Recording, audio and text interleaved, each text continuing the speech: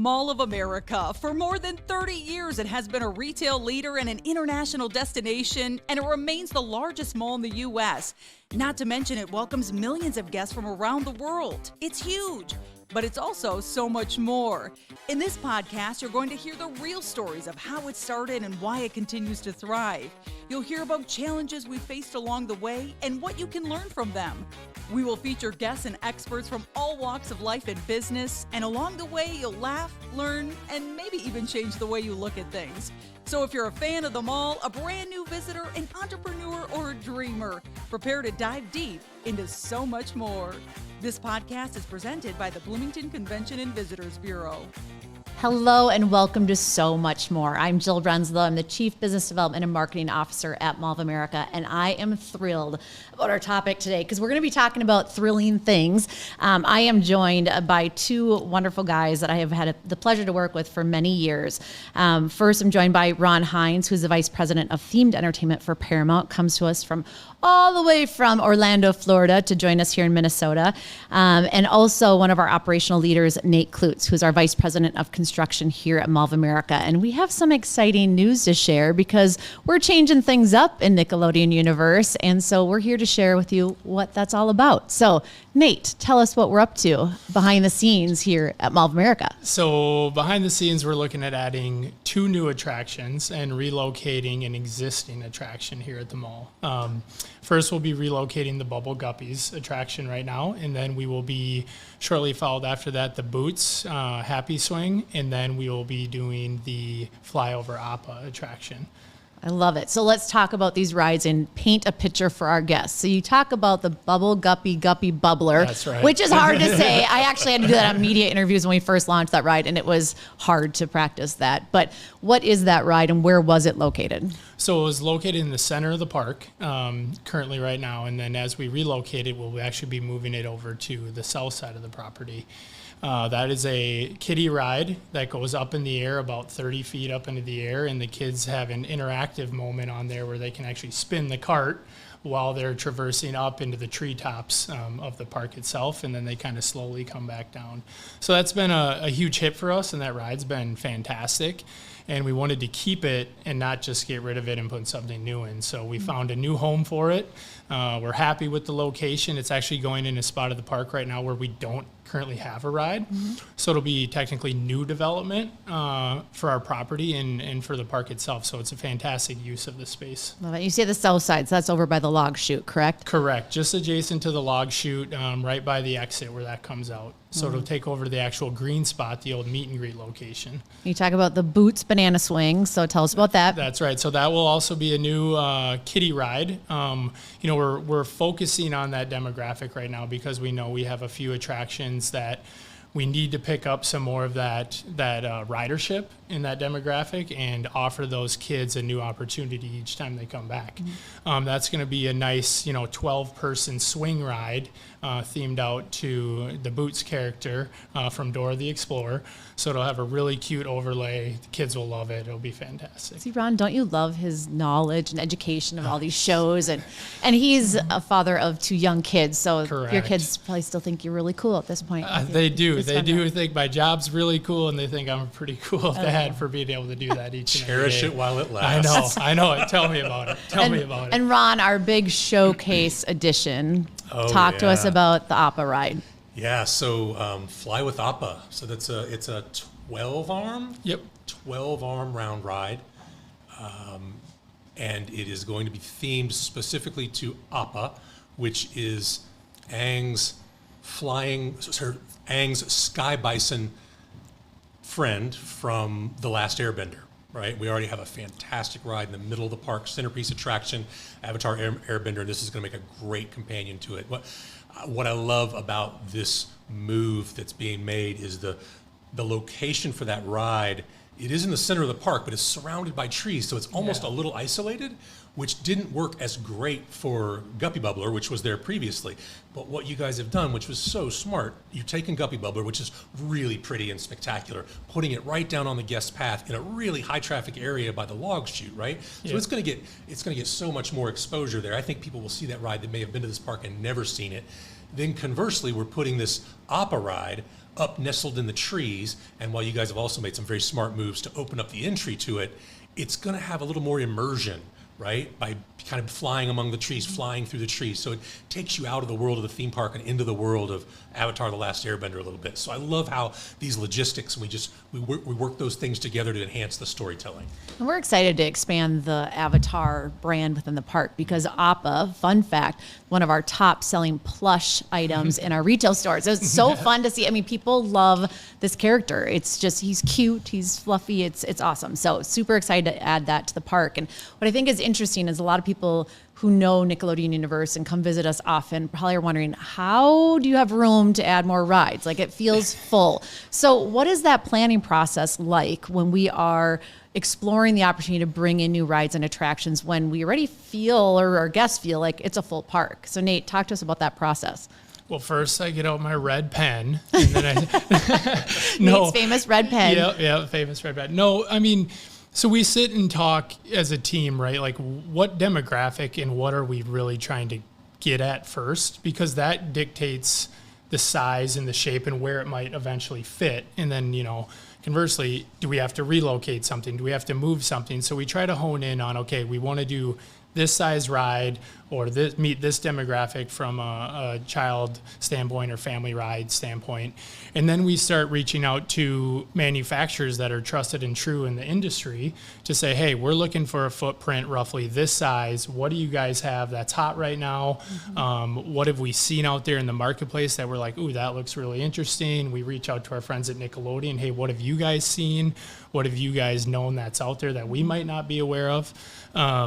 And then we work with those folks, and they're willing to share sizes and footprints and make sure we can get things to scale right away, so we know up front, hey, is this going to work and this going to fit, and then work on the storytelling and the logistics afterwards. So you have to manage the operational side of things. You have to manage the budget, the vendors, how that all works. And then Ron has the creative side of the design.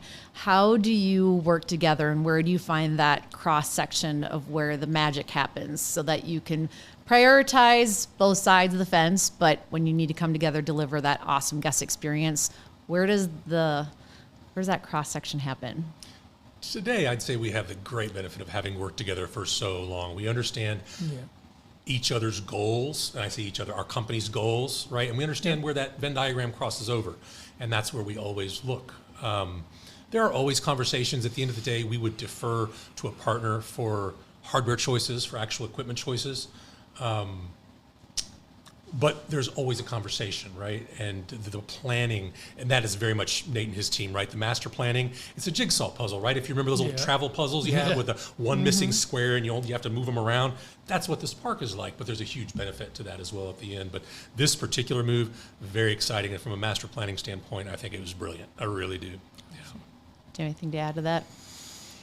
I think it's, as Ron mentioned, we have a great working history. I've been here 17 years, and I started out right as the transition from the park at MOA was coming over to Nickelodeon Universe, and working down in a plan shop. I had the privilege of meeting Ron for the first time. I was carrying around a bunch of dirty old plan sets, trying to organize. I mean, there was plan sheets everywhere, and I was tasked with get the drawings organized and get them to us so we can review them. You were the little guy far down on the totem pole, but being able to be here for this long and having the opportunity to work with someone as fantastic as Ron and what he brings to the table from that creative standpoint, and mutual respect with a partner, with us as people, in our ability to get things done on that level, having that respect, we can be very efficient and enjoy what we're doing at the same time.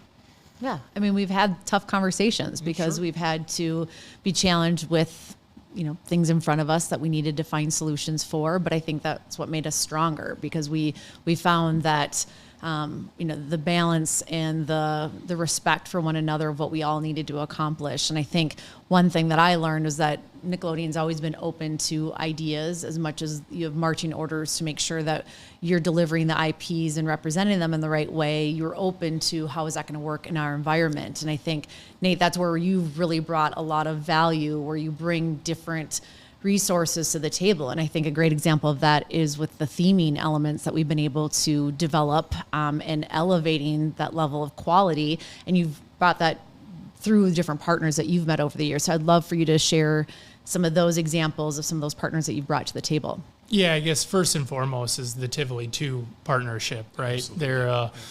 They're a top-notch, A+ company that's right down the road from us. They do all custom theming on everything you see in Nickelodeon Universe right now has been done by Tivoli 2.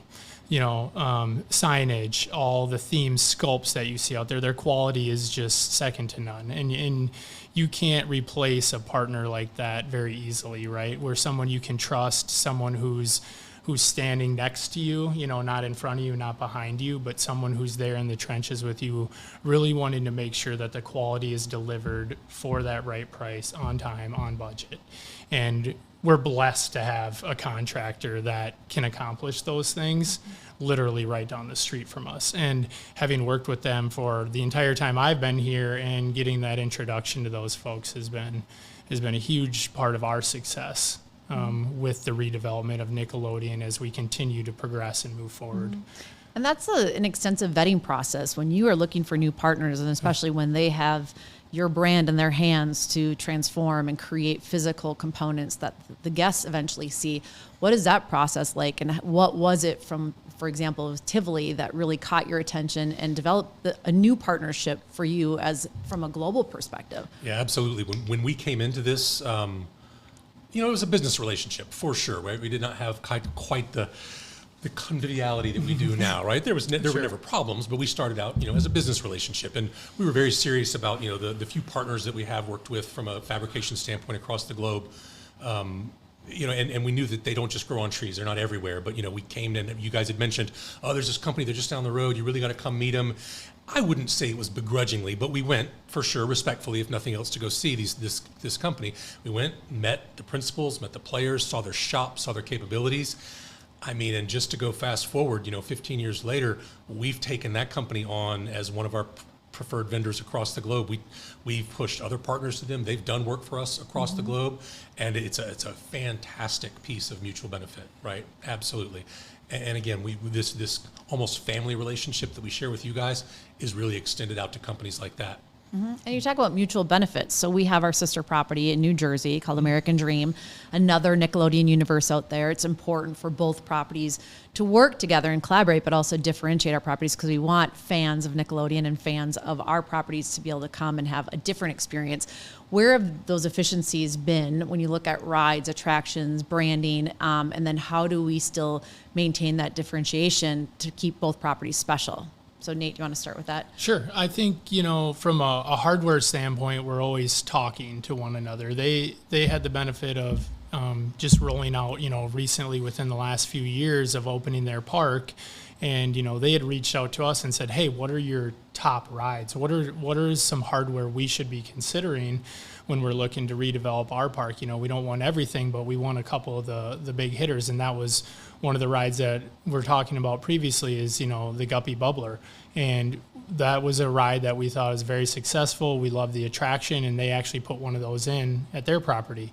Vice versa, they have the Boots Banana Swing. So we reached back out to them, talked through a few things, and they're like, yeah, you guys should definitely put this attraction in your location. So, it's the open dialogue. It's continuing to learn, making sure that we're always touching base with them, seeing what works out there for newer things, seeing what we have that are tried and true, and just making sure those communication lines are always open. That's great. How does that collaboration work with whether it's 555, our parent company, and our two properties, or what you learn from your other location-based entertainment partners across the world? How does that benefit us here in Minnesota, or how can we benefit those other partners? How does that collaboration work for you? Sure. So, there are certain things that we would like to have, recognizable for guests that go to a Nickelodeon property anywhere in the globe, right? So there are certain rides or certain types of attractions, or probably even more so even entertainment, that we're going to try to see in every one of our park properties anywhere. And then conversely, every park property needs something that's its own, right? Here, that Avatar Airbender in the middle of the park is the only one of its kind, right? Now that hardware shows up somewhere else, but not in that theme, right? So I think that there's a nice balance. That's an anchor ride. You also have things like the Pepsi Orange Streak, right? Which is probably the coolest roller coaster in the world and the coolest way to see this theme park, because I think it intertwines with almost every ride in the park. So it's really a balance, right? We did bring learnings from other properties and came here. Even though this was our very first all Nickelodeon theme park, we did have small kids and family lands in other brands, primarily here in the States. But we did bring learnings from those here as well, and you guys benefited from that. And then we've taken things that we've learned here and gone elsewhere in other properties, including the sister property in New Jersey. They've benefited from that as well. You talked about the Orange Streak integrating with a lot of the other rides. Safety is a number one priority for us across the property, especially in the theme park. Nate, as you look at ride development, how do you ensure safety as we go through this process of bringing in new hardware into the park, and how do you integrate that and balance with the other rides that are already existing?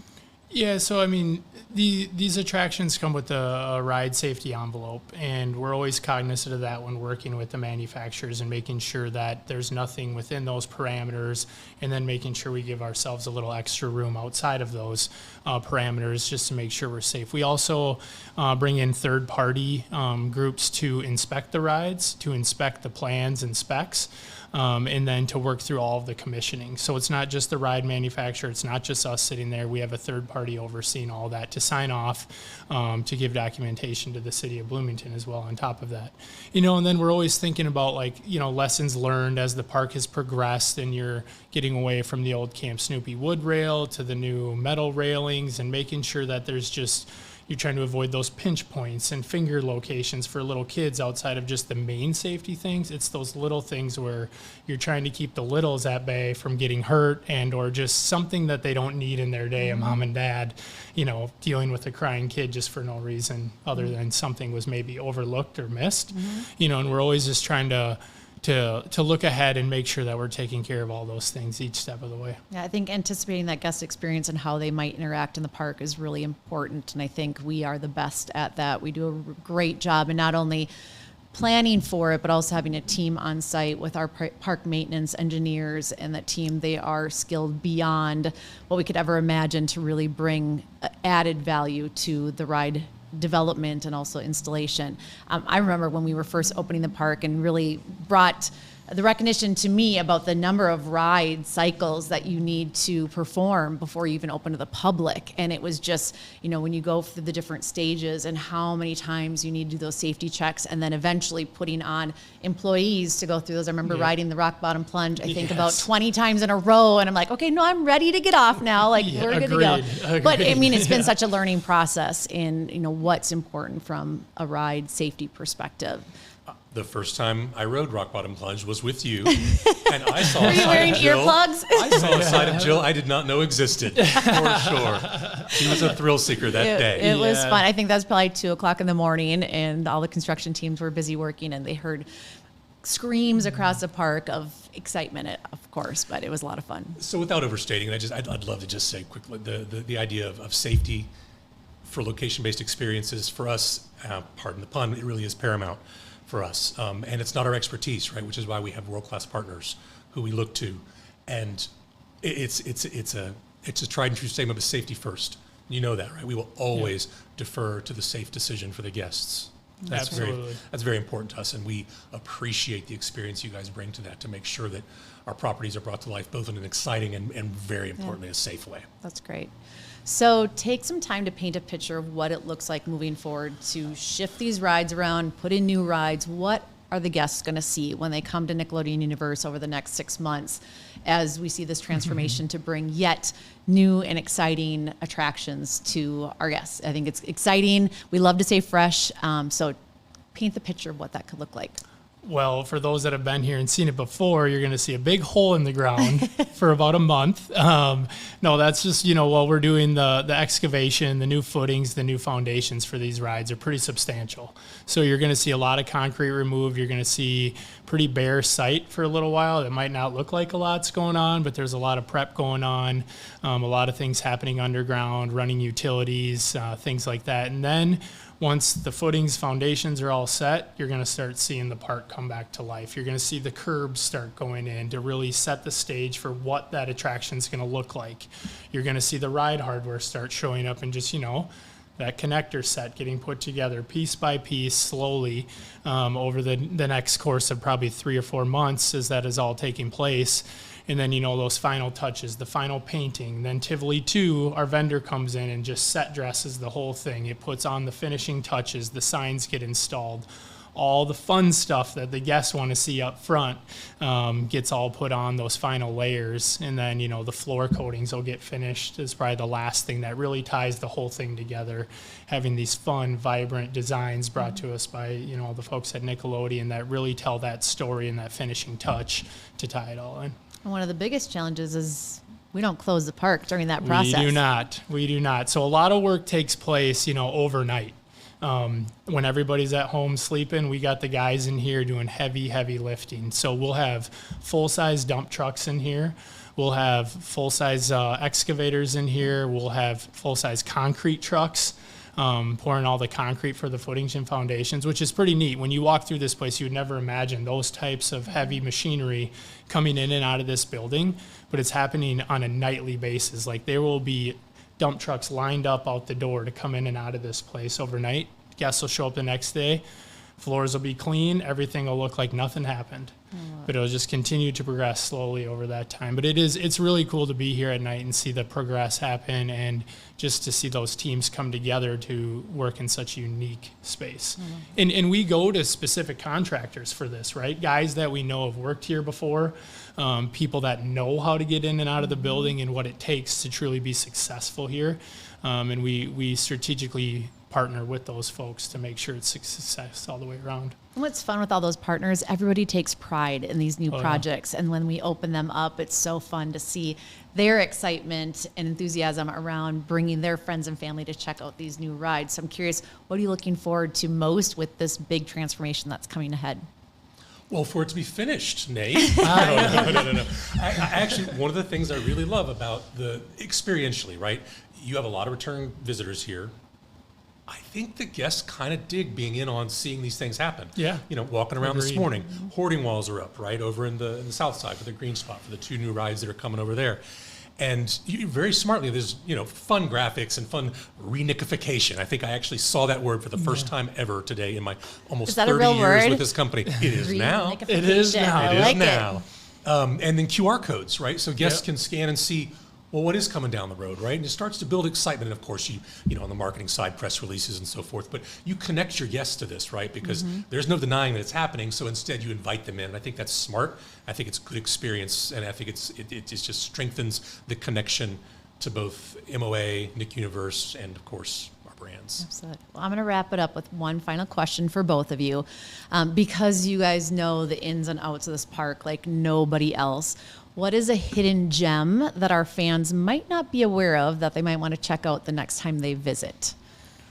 So while you guys are thinking, I'm going to start with the fact that we have a pineapple bush plant in Nickelodeon Universe. So you mentioned all the live plants and trees, and it's super great to have that feeling that you're in the outdoors. And if you look really closely, it's over by Big Rigs, over in the southwest corner of the park. There is actually a pineapple plant, so you can see little pineapples growing on there once in a while. So for those that are looking for a little hidden gem on that side of the park, check that out. I think my hidden gem would be the slime bench. If you haven't had an opportunity to check out the slime bench, just take a seat on that bad boy. Let us know what you think afterwards and tell us how your experience was. And where is the slime bench? That is at the located, east entrance, adjacent to M&M's store right there, Nickelodeon Universe. They're up for some surprises when they sit on that They bench, are aren't indeed. they? Yes. Sitting and watching expressions when Yep. people sit and take photos is priceless. It's my kid's favorite thing in the park. It's fantastic. Ron, how about you? Gary the Snail. hands down, Yes. right? So who's not here with us today is Chris Gropp, right? Your VP of Experience, who is just fantastic at this sort of thing. He's going to make show out of anything, right? So he's literally taken a 18-inch or so, sculpture of our beloved friend, Gary the Snail, and that guy jumps around the park, right? And he is constructed in such a way that he can be in some places you would not believe. I hadn't found him today. To be fair, I was looking for lots of things. I don't know how much I was looking for him, but I am now. But yeah, Gary the Snail, and the fact that he moves around the park, and I know that Chris has gotten great buzz out of that, right? It just gives guests something fun to do. And not only fun for guests, our team has such a great time finding the new location for the snail, for Gary. Yep. And so it brings joy to so many different layers and audiences. And so that's what we love about the Nickelodeon brand and all the IPs that are associated, because it constantly keeps things fresh. It's exciting. It brings us so much joy, and we're excited to share that with our guests every single day. So Ron, Nate, thank you so much for joining us on So Much More. And that's going to do it for today's episode. So tune in again next time for So Much More. Thank you for tuning in to today's episode of So Much More. If you want to hear more, be sure to subscribe to our podcast wherever you find your favorites, including Spotify, Apple, or Google Podcasts. And you can also watch a video cast on YouTube. Go to podcast.mallofamerica.com to leave a review, ask a question, or give us an idea for the show. Until next time, thanks for listening. So Much More is presented by the Bloomington Convention and Visitors Bureau, the official destination marketing organization for the city of Bloomington, Minnesota. Before your next trip to Mall of America, visit bloomingtonmn.org for answers to all your travel questions, deals and packages for hotel stays, and so much more.